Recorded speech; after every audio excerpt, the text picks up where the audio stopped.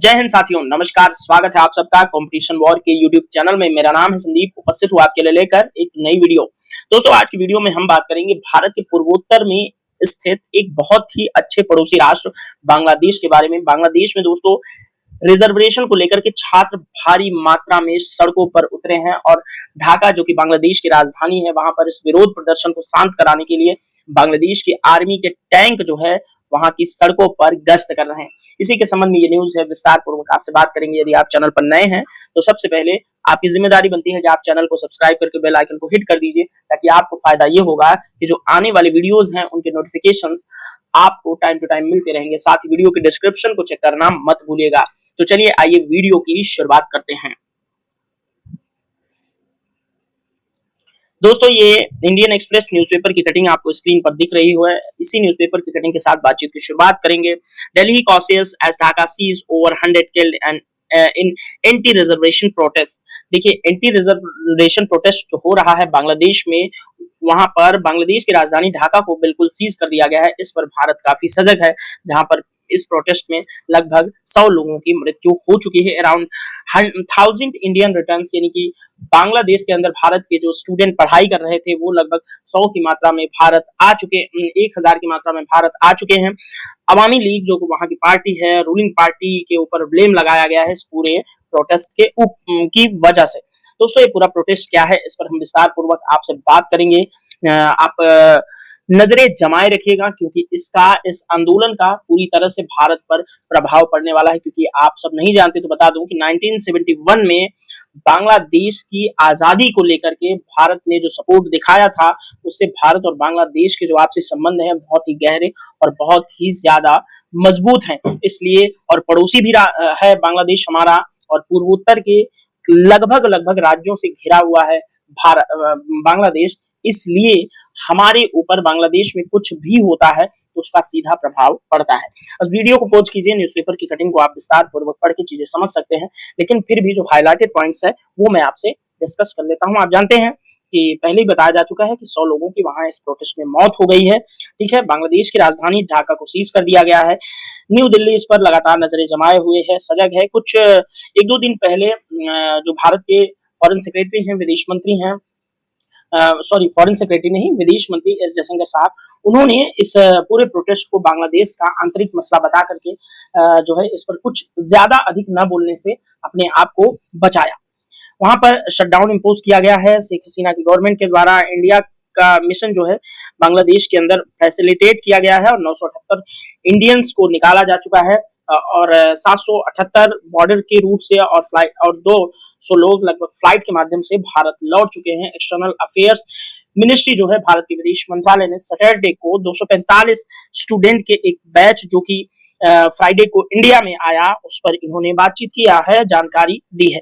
More than 4000 student जो है अभी वहां पर बचे हुए हैं ढाका में, जो कि भारत में लाए जाने हैं। निश्चित तौर पे जैसे हमेशा दुनिया के अन्य देशों में भारतीयों को क्राइसिस से बचाने के लिए भारत के विदेश मंत्रालय हमेशा एक मिशन चलाया करती है, और उस मिशन के अंतर्गत भारतीयों को वहां से उस डिस्टर्ब्ड देश से लाया जाता है। वैसे ही निश्चित तौर पे बांग्लादेश से भी भारत कुछ ऐसा ही करेगा। साथ ही दोस्तों, इस न्यूज़पेपर की कटिंग को पॉज कीजिए। कुछ खास इंपॉर्टेंट यहाँ पे अभी नहीं लग रहा है, इसलिए मैं नहीं बता रहा हूँ। चलते हैं सीधा आगे और कुछ और बातों से हम आपको रूबरू करवाते हैं। दोस्तों, यहाँ पर 2 न्यूज़पेपर की कटिंग्स और लगाई गई हैं, जो कि हिंदी माध्यम के विद्यार्थियों को भी काफी सहज बनाती हैं। ये जनसत्ता न्यूज़पेपर की कटिंग है और इधर है द हिंदू न्यूज़पेपर की कटिंग। इन दोनों में भी वही बातें दोहराई गई हैं, लेकिन फिर भी कुछ हाईलाइटेड पॉइंट्स पर आपसे बातचीत करूंगा। सरकार ने 2 दिनों के सार्वजनिक अवकाश की घोषणा कर दिया है। बांग्लादेश हिंसा की वजह से हसीना, यानी कि जो वहां की प्रधानमंत्री हैं, उन्होंने अपना विदेश दौरा रद्द कर दिया है। ठीक है, अब दोस्तों यहाँ पर प्रोटेस्ट चल रहा है, आप सब जानते हैं, और वजह क्या है कि वहां पर छात्र जो है रिजर्वेशन कोटा को लेकर के जो फ्रीडम फाइटर्स को दिए जाते हैं उसको उसकी वजह से प्रोटेस्ट यहाँ पर कर रहे हैं। यहाँ पर भी द हिंदू न्यूज़पेपर के अंदर भी वही बातें हैं। Soldiers patrolled the street of the Bangladesh capital Dhaka on Saturday, यानी कि यहाँ पर सेना के टैंक आपको चहलकदमी करते दिख रहे हैं ढाका में, जो कि बांग्लादेश की राजधानी है। During a few imposed a response to student led protest against government jobs quota that have killed at least 133 peoples this week. 133 लोग अभी तक उस प्रोटेस्ट में अपनी जान गंवा चुके हैं, ठीक है। और यहाँ पर और भी कुछ चीजें हैं, जैसे कि इंटरनेट व्यवस्था बंद की गई है, फोन लाइनें सही से काम नहीं कर रही हैं, ठीक है। तो ये सब प्रोटेस्ट की वजह से सब सारी चीजें होती हैं। इंडियंस को कितने इवैक्यूएट किया गया है, यानी कि वहां से निकाल दिया गया है, ये सब सारी खबरें हैं। स्थिति वहां पर बेहद खराब है। सत्तारूढ़ दल है अवामी लीग, जो वहां की पार्टी है, जिसकी इस समय जो प्रधानमंत्री हैं वो शेख हसीना जी हैं, ठीक है। तो चलिए आगे बढ़ेंगे। इस न्यूज़पेपर की कटिंग को थोड़ा सा आप यहाँ पर वीडियो को रोक करके न्यूज़पेपर की कटिंग को आप पढ़ लीजिएगा, ज्यादा कुछ बताने लायक नहीं है। जो मेन मुद्दा है वो आगे है, उस पर हम बात करेंगे। तो दोस्तों आइए समझते हैं क्या है पूरा मामला। इस तस्वीर को आप देख करके मामले की गंभीरता का अंदाजा लगा चुके होंगे। जब देश की सड़कों पर भारी मात्रा में यूथ प्रोटेस्ट करता हुआ नजर आया और इस तरह से आगजनी और भगदड़ की कुछ तस्वीरें आपको नजर आए, तो आपको समझना चाहिए कि कोई सेंसिटिव मामला जरूर है, जो कि पूरे राष्ट्र के सेंटिमेंट को हर्ट करता है। इसलिए इतनी बड़ी मात्रा में आंदोलन छात्रों के हो रहे हैं। क्या है मामला, पूरा समझते हैं। ये छात्र दोस्तों 1971 के मुक्ति युद्ध में लड़ने वाले सैनिकों के बच्चों के लिए सरकारी नौकरियों में आरक्षण का विरोध कर रहे हैं। बांग्लादेश के मुक्ति के वक्त जो वहां के लोग लड़े थे, उनके बच्चों को जो आरक्षण उस मुक्ति संग्राम में लड़ने की वजह से दिया जाता है, यानी कि जैसे हमारे यहाँ फ्रीडम फाइटर्स के बच्चों को आरक्षण दिया जाता है थोड़ा बहुत सरकारी नौकरियों में, उसी तरह से बांग्लादेश मुक्ति संग्राम में जो लोग लड़े थे उनके बच्चों को रिजर्वेशन दिया जाता है। इसी बात का विरोध कर रहे हैं अन्य छात्र जिनके घर के किसी मेंबर्स को फ्रीडम फाइटर का दर्जा नहीं हासिल है। दोस्तों इससे एक हफ्ते पहले सुप्रीम कोर्ट जो वहां की है बांग्लादेश की, उसने सरकारी नौकरियों में आरक्षण पर रोक लगा दी थी, लेकिन प्रधानमंत्री शेख हसीना ने इस फैसले को लागू नहीं होने दिया था। समझते जाइएगा, पूरे घटनाक्रम आपको अच्छी तरह से समझ आएगा। हसीना सरकार का कहना है कि यह फैसला उनके हाथों में है। दोस्तों बांग्लादेश में पाकिस्तान के खिलाफ 1971 की जंग लड़ने वाले लोगों को वॉर हीरो कहा जाता है। अब मैं यहाँ पर थोड़ा सा आपको रुकूंगा, लेकर चलूंगा 1971 में, जब बांग्लादेश पाकिस्तान का हिस्सा हुआ करता था और पाकिस्तान इसे पूर्वी पाकिस्तान के नाम से जानता था। मैप के माध्यम से मैं थोड़ा सा आगे डिस्कस करूंगा। दोस्तों 1971 में बांग्लादेश पाकिस्तान से आजाद होने के लिए, जो कि अभी तक पूर्वी पाकिस्तान था, जो कि पाकिस्तान का एक महत्वपूर्ण हिस्सा था, पाकिस्तान से आजाद होने के लिए वो एक मुक्ति आंदोलन प्रारंभ करता है। और पश्चिमी पाकिस्तान जो था, जो अब भारत का पड़ोसी राष्ट्र पाकिस्तान के नाम से जाना जाता है, उसकी सेनाएं पूर्वी बांग्लादेश में उतारी जाती हैं और बांग्लादेश में जो बंगाली मुस्लिम्स होते हैं उनका बड़े पैमाने पर नरसंहार किया जाता है पाकिस्तान की आर्मी के द्वारा उस आंदोलन को दबाने के लिए। लेकिन उस समय इंदिरा गांधी भारत की प्रधानमंत्री रहती हैं, और जब भारत के पूर्वोत्तर राज्यों में बांग्लादेश के लोग शरणार्थी के रूप में भारी मात्रा में आने लग गए, तो भारत की सरकार को उस आंदोलन में इंटरफियर करना आवश्यक हो गया, क्योंकि अपने यहाँ शरणार्थी संकट पैदा हो गया।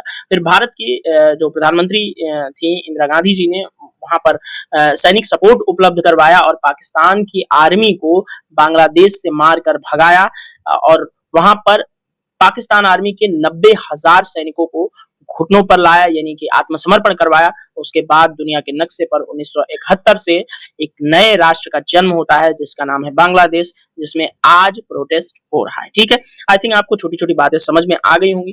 कुछ वीडियोस का लिंक मैं आपको डिस्क्रिप्शन में प्रोवाइड कराया हूं, जिससे आपको बांग्लादेश मुक्ति संग्राम वगैरह के बारे में अच्छे से जानकारी मिले, जो कि मेरे ही द्वारा एनसीईआरटीज को पढ़ाते वक्त वो वीडियोस बनाए गए थे।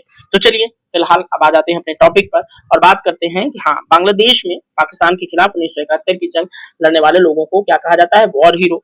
और बांग्लादेश में 30% नौकरियां इन वॉर हीरो के बच्चों के लिए क्या की गई हैं, रिजर्व की गई हैं। इसी रिजर्वेशन के खिलाफ दोस्तों छात्रों का गुस्सा भड़का हुआ है और छात्रों की मांग है कि मेरिट के आधार पर नौकरियां दी जानी चाहिए। आप क्या सोचते हैं इस मुद्दे पर, आप भी बताइए। मुझे लगता है कि मेरिट के आधार पर नौकरियां होनी चाहिए, लेकिन जो फ्रीडम फाइटर देश को आजाद कराने के लिए लड़े थे उनके भी योगदानों को आप व्यर्थ न जाने दें, जिससे कि वहां पर लोगों का जो देश के लिए सेंटिमेंट था वो हर्ट ना हो। इसलिए उनको भी आरक्षण प्रोवाइड कराया जाना चाहिए, लेकिन थोड़ा बहुत जिस तरह से भारत में फ्रीडम फाइटर्स के जो वंशज हैं उनको आरक्षण प्रोवाइड कराया जाता है।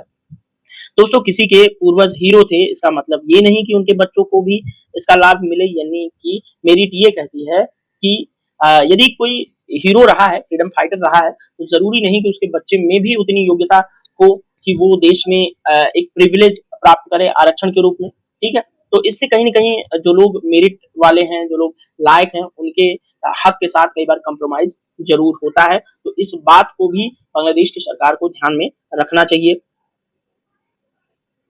तो समझने के बाद अब आइए थोड़ा समझते हैं कि आरक्षण के नियम बांग्लादेश के अंदर वॉर हीरोज के लिए हैं वो क्या है।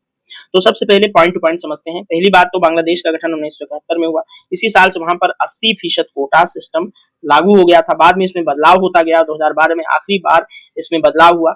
तब से बांग्लादेश में 56% कोटा है। इसमें स्वतंत्रता सेनानियों के बच्चों को 30% कोटा और पिछड़े जिलों के लिए 10% कोटा यानी कि आरक्षण, महिलाओं के लिए 10% आरक्षण, अल्पसंख्यकों के लिए 5% और 1% विकलांगों को आरक्षण दिया जाता है। यानी कितनी सीटें वहां पर रिजर्व है। साल 2018 में दोस्तों 4 महीने तक छात्रों के विरोध प्रदर्शन के बाद हसीना सरकार ने कोटा सिस्टम खत्म कर दिया था, लेकिन बीते जून हाईकोर्ट ने सरकार को फिर से आरक्षण देने का आदेश दिया था। कोर्ट ने कहा था कि 2018 से पहले जैसे आरक्षण मिलता था उसे फिर से उसी तरह से लागू किया जाए। अब इसी के खिलाफ पूरे देश में विरोध प्रदर्शन हो रहा है। ठीक है, तो ये पूरा घटनाक्रम अब आपको अच्छे से समझ में आया होगा। अब आइए मैं बात कर लेता हूं कि छात्रों की क्या मांग है इस पूरे आंदोलन में। तो आइए स्टूडेंट्स की पहली मांग पर बात करते हैं। तो ये कह रहे हैं कि आरक्षण 56% से घटा करके 10% कर दिया जाए, इनकी पहली मांग है।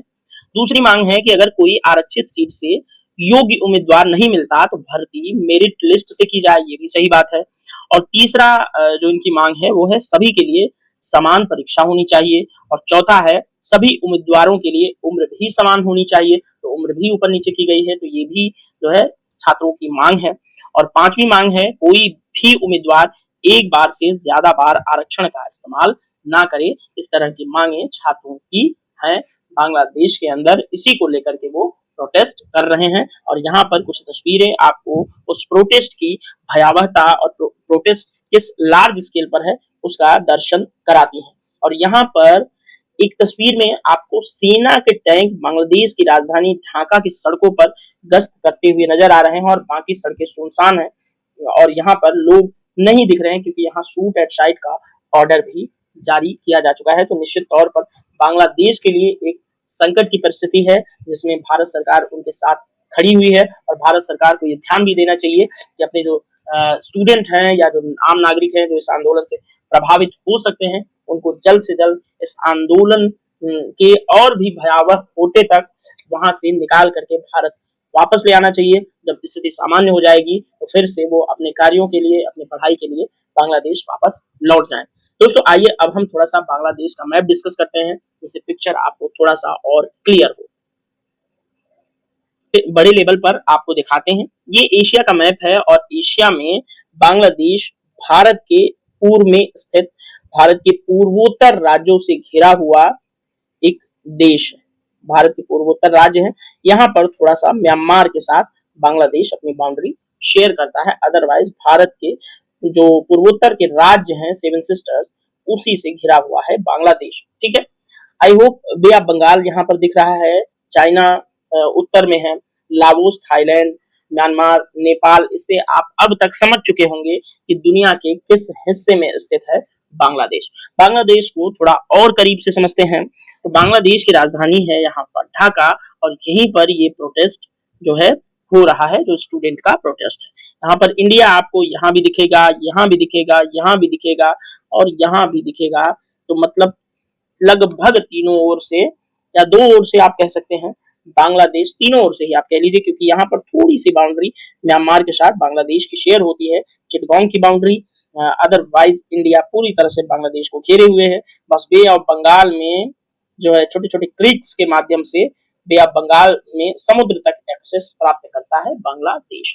तो आई होप आपको मैप जो है अच्छे से समझ आया होगा। ठीक है, बांग्लादेश दोस्तों 1971 से पूर्वी पाकिस्तान के नाम से जाना जाता था, जो कि भारत के पश्चिम में एक पड़ोसी है जो बांग्लादेश। तो पहले यहाँ पर जो पाकिस्तान था वो पश्चिमी पाकिस्तान के नाम से जाना जाता था और बांग्लादेश को पूर्वी पाकिस्तान के नाम से जाना जाता था। और 1971 में मुक्ति युद्ध के अंदर भारत ने जो है बांग्लादेश को सपोर्ट किया और बांग्लादेश दुनिया के नक्शे पे एक नए देश के रूप में इमर्ज हुआ। तो दोस्तों ये रही पूरी वीडियो। घटनाक्रम आपको कैसी लगी, क्या आपकी प्रतिक्रिया रही, क्या है वो कमेंट बॉक्स में आप जरूर प्रोवाइड कराएं। तो दोस्तों इस वीडियो में इतना ही, मिलेंगे नेक्स्ट वीडियो में, तब तक के लिए thank you so much, bye bye, जय हिंद।